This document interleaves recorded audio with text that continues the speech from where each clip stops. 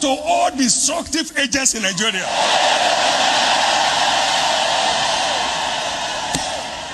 Whether in power or out of power, judgment has finally come.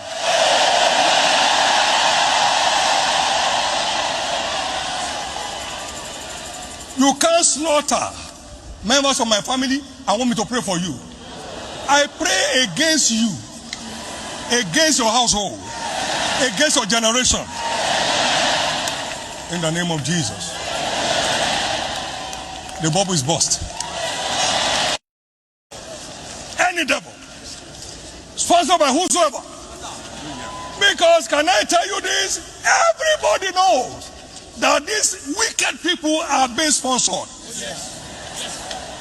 Anyone doesn't know that that's a problem. Hameko Kakeke, Enkrakatanoa.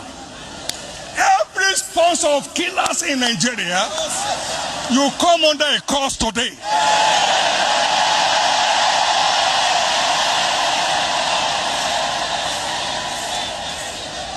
Everyone trading with the lives of men in the name of ransom, the curse of the Lord hits you today.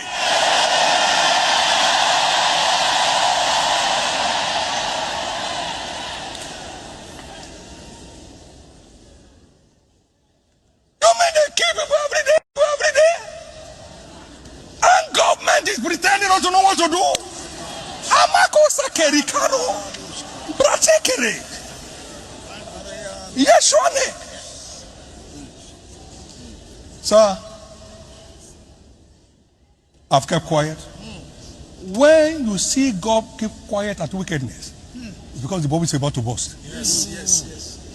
He said, I've long time held my peace, God said, but now I will rise like a wounded lion, and I will devour at once. Please listen to this. Take it down. When you see God keep quiet at the wickedness of the wicked, it's because the bubble is about to burst.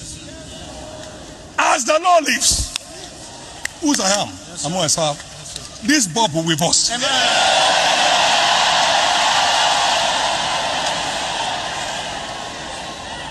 Oh, to me, I have not heard any statement from government quarters against the killings.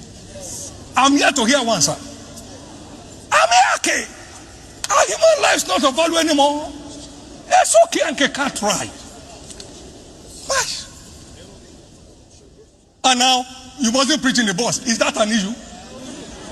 All this food. My God. You think we are dummies? No, sir. We kept quiet, waiting for God. Yes, and God told me the bubble will burst. Hallelujah. Thank you. From him this morning. So go and hide anywhere. The bubble will burst. When bubble bursts, no matter where you are hiding. It is happening already. I warned you and I told you. You may disregard the agitation for Biafra and tag it as nothing. But I'm warning you today. If you continue, the wrath of God will be upon you. As I warned the zoo many years ago. If you don't allow we Biafrans to go, that zoological republic called Nigeria will be a worse place than Somalia. And today it is happening.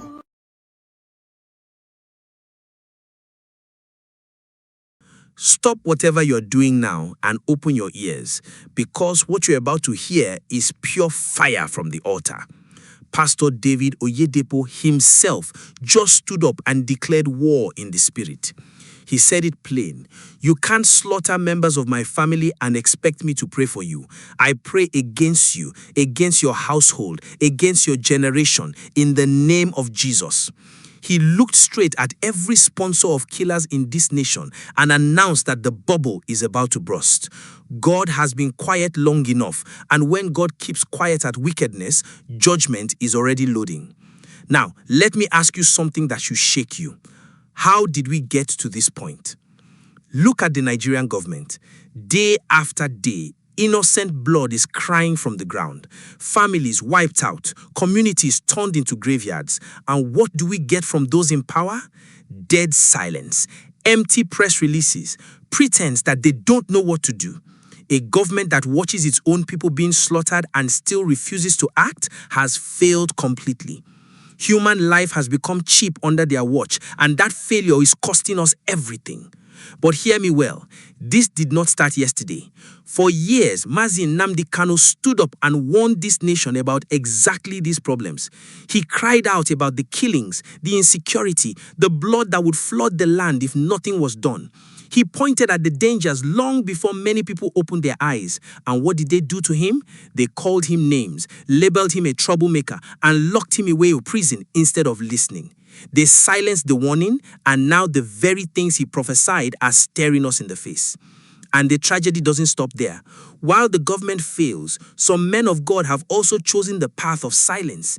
They see the killings, they hear the cries of widows and orphans, yet they keep quiet, smile for the cameras, and preach peace, as if peace means ignoring the blood. Let me tell you the danger of that silence. When the pulpit goes mute, the people lose hope. When shepherds refuse to speak, the wolves grow bolder. That silence emboldens the killers, deepens the pain of the grieving, and one day it will stand as evidence against those who chose comfort over truth. Thank God for voices like Pastor David Oyedepo. He waited, he watched, then God told him the bubble will burst, and now he is roaring like a wounded lion, refusing to stay quiet any longer. So I put it to every one of you listening right now. What are you waiting for? Will you keep folding your arms while the land drinks more blood?